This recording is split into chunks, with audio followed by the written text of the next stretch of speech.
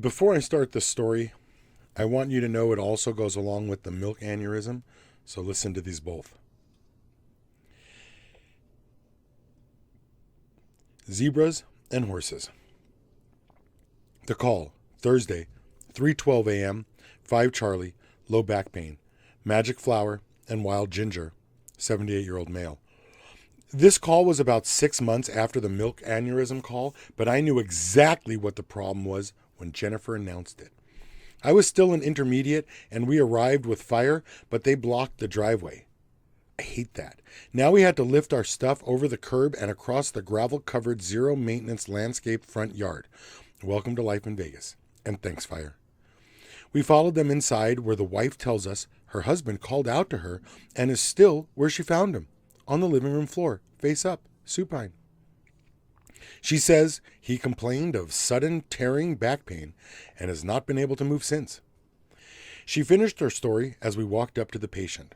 Heart rate 118, blood pressure 102/50, respiratory rate 20, O2 93, blood sugar 103, temp 98. This must be serious because white people never call 911.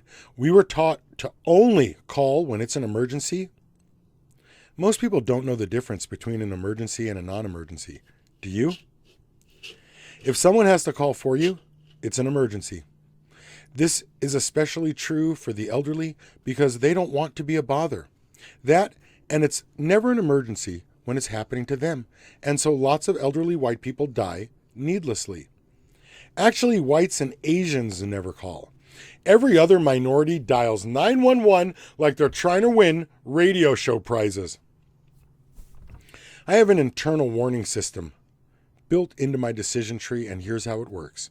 If I think damn once or twice during our time together, you get transported, or I fill out the form that says I wanted to transport you, and you know how much I hate paperwork. So if you do or say something that makes me think, damn, you bought a ride to the hospital, but if you do something that only makes me think, once, I will reevaluate the situation, but probably won't make you go. Make me say twice, though, and you bought a ticket because 2 hms equal 1 damn. Get it? Oh, the zebra. Right. There he is on the floor. He looks pale, is complaining of back pain, and can't sit up. Damn, and damn. The fire department and my paramedics start doing the usual things, asking lots of questions, and neatly writing down his medications. Technically, they're doing my chores because I am the intermediate and I am ignoring them. Instead, I have chosen to remove the patient's shoes and socks to search for pedal pulses. A pulse can be felt where an artery goes over a bone near the skin's surface, and there is one on top of each of our feet, hence pedal. When I suggest again that it's an aneurysm, they ignore me like I did them. But then we're here for different reasons. Pulses are super important when trying to confirm abdominal aneurysms. That, and the patient was face up. I did some research after the milk aneurysm call and found that the thoracic aorta branches off above the diaphragm and runs down both arms. If it ruptures, rarely, the radial and brachial pulses are affected. The abdominal aorta, however, branches off below the diaphragm and runs down both legs. If it ruptures, usually, the legs lose flow and pressure. That's why EMS personnel are to mark the pedal pulses with an X, so the hospital staff will know where they are if he survives transport. I looked for those pulses my entire time on scene and only found the one on the left foot, just barely and just once. The medics are asking me to stop again. They're asking for a blood pressure, for a blood sugar. They're asking me to follow the chain of command, but I ignore all of that because they're wrong and I am right. Now who do you want for your medic? Besides, they know how to do that stuff. There are 3 of them, and 2 are medics. That, and the fire department doesn't really take blood pressures anyway. They use that worthless auto-cuff pressure checker on their cardiac monitor, which is only accurate when the patient's blood pressure is normal tensive. I never took an automatic blood pressure. Not once.